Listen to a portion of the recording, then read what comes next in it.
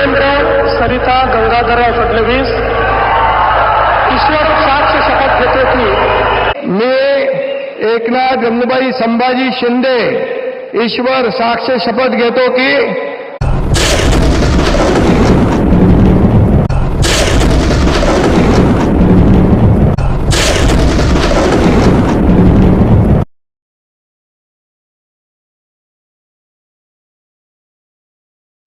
ऐसा क्यों हुआ? मोदी जी एकनाथ शिंदे से मिले तो ठोक कर मिले, फडणवीस से मिले तो औपचारिकता निभाते दिखे। ऐसा क्यों हुआ? शपथ में देवेंद्र फडणवीस केवल माता पिता का नाम लिए, शिंदे मोदी शाह का नाम लेना नहीं भूले। मी देवेंद्र सरिता गंगाधरराव फडणवीस प्रधानमंत्री नरेंद्र मोदी जी व देशाचे कणखर गृहमंत्री अमितभाई शाह यांच्या भक्कम पाठिंब्याने आशीर्वादाने ऐसा क्यों हुआ? शपथ समारोह में अंबानी दिखे लेकिन अडानी कहीं नहीं दिखे। ऐसा क्यों हुआ? शिंदे को शपथ लेनी पड़ी और मोदी शाह के नाम के साथ लेनी पड़ी। ऐसा क्यों हुआ? अंबानी तो मुस्कुराए जा रहे थे, मोदी रस्म अदायगी निभा रहे थे। ऐसा क्यों हुआ? दिल्ली में शाह की बैठक में गृह मंत्रालय पर कोई फैसला नहीं हुआ। ऐसा क्यों हुआ? फडणवीस को शपथवाद की पहली प्रेस कॉन्फ्रेंस को अकेले संबोधित करना पड़ा। दरअसल ये दस्तक है राष्ट्रीय स्वयंसेवक संघ की, भाजपा में बदलाव की, मोदी के उत्तराधिकार को तय करने की, अडानी से धूमिल हुई सरकारी छवि को बचाने की, गुजराती ठप्पे को मिटाने की, 29 के लिए नई भाजपा बनाने की। इसे समझना है तो पहले ये दो बयान सुनने पड़ेंगे। मेरा पानी उतरता देख मेरे किनारे पर घर मत बसा लेना। मेरा पानी उतरता देख मेरे किनारे पर घर मत बसा लेना। मैं समंदर हूं, लौट कर वापस आऊंगा। समंदर को किनारे पर किसने लगाया? समंदर के किनारे शिंदे का घर किसने बसाया? सीएम फडणवीस को डिप्टी सीएम किसने बनाया? शाह ने। ये सब यूं ही नहीं हो रहा था, इसलिए हो रहा था कि संघ 29 में होने वाले लोकसभा चुनाव के लिए मोदी के उत्तराधिकारी के रूप में देवेंद्र फडणवीस को तैयार कर रहा था। ये तैयारी मुकम्मल न होने पाए, इसके लिए देवेंद्र फडणवीस को महाराष्ट्र में ही उलझाए रखने की मुकम्मल तैयारी थी, पर फडणवीस और संघ की इस पर पैनी नजर थी।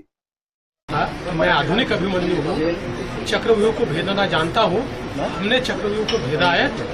चक्रव्यूह और जटिल न हो सके, इसलिए संघ ने विधानसभा चुनाव आते ही दो काम किए।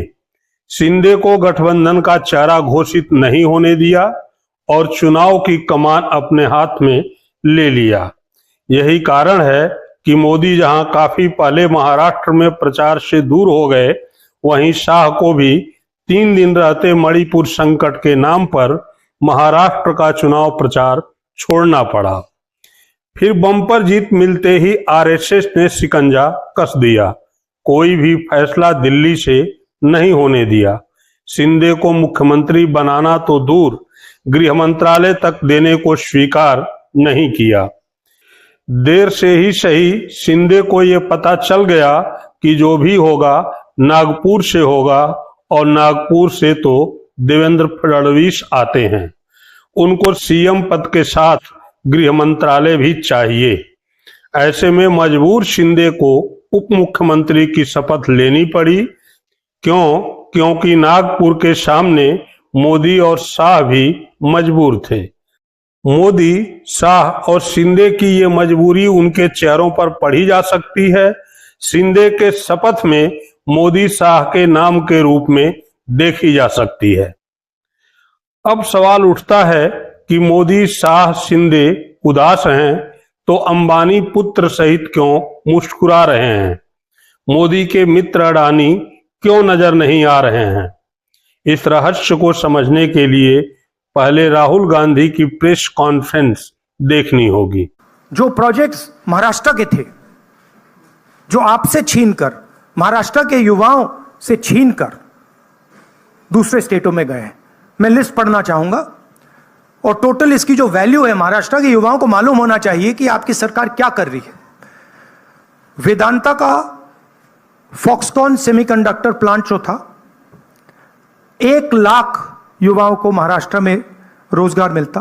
1.5 लाख करोड़ रुपए की इंडस्ट्री का प्रोजेक्ट था, यह आपसे छीन लिया गया है। टाटा एयरब्रश प्रोजेक्ट, 6000 युवाओं को हाईली टेक्निकल रोजगार मिलता। 1.8 लाख करोड़ रुपए का प्रोजेक्ट है, यह आपके हाथों से छीन लिया गया है। IPhone manufacturing plant, 75,000 jobs Maharashtra के युवाओं को मिलते। 2 लाख करोड़ रुपए का प्रोजेक्ट था, यह आपके हाथ से छीन लिया गया है। International finances service centre, 2 lakh युवाओं को रोजगार मिलता। 1.63 लाख करोड़ का प्रोजेक्ट है, यह आपके हाथ से छीन लिया गया है। गेल पेट्रोकेमिकल प्रोजेक्ट, 60,000 करोड़ का प्रोजेक्ट है, 20,600 युवाओं को रोजगार मिलता, यह आपसे छीन लिया गया है। बल्क ड्रग पार्क, 80,000 युवाओं को रोजगार मिलता, 3,000 करोड़ का प्रोजेक्ट है।